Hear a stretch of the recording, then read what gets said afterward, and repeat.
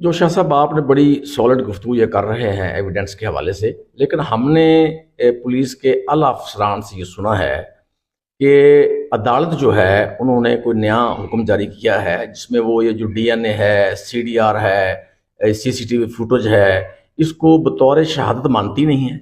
नहीं नहीं, ये बिल्कुल गलत गलत कंसेप्शन है। बिल्कुल ये गलत स्कूल ऑफ थॉट है।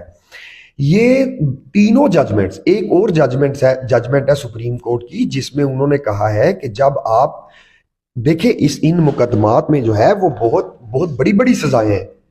और उन्होंने एक और जजमेंट है सुप्रीम कोर्ट की जिसमें उन्होंने कहा है कि ये चूंकि सजाओं का लेवल जो है वो बहुत बड़ा है, तो आप इसमें हर मुकदमे में जो है आप रिकवरी करते वक्त आप उसकी फोनोग्राफी बनाएंगे, आप उसकी वीडियो क्लिप बनाएंगे।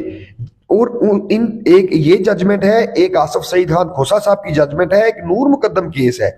इनको आला अदालतों ने through IG Punjab, through whom secretaries, तमाम पुलिस ऑफिशियल्स को सर्कुलेट करवा दिया हुआ है।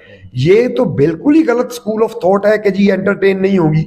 ये ना सिर्फ एंटरटेन होगी बल्कि ये जैसा कि मैंने पहले आपको अर्ज किया कि ये ऑक्यूलर अकाउंट की एविडेंस से बड़ी एविडेंस है। ये साइलेंट एविडेंस है, और साइलेंट एविडेंस होने के बावजूद इसको सुपियोरिटी हासिल है। तो ये कह देना कि इनको जो है वो अदालतें नहीं मानती, ये बिल्कुल गलत है। प्रॉब्लम कहाँ है?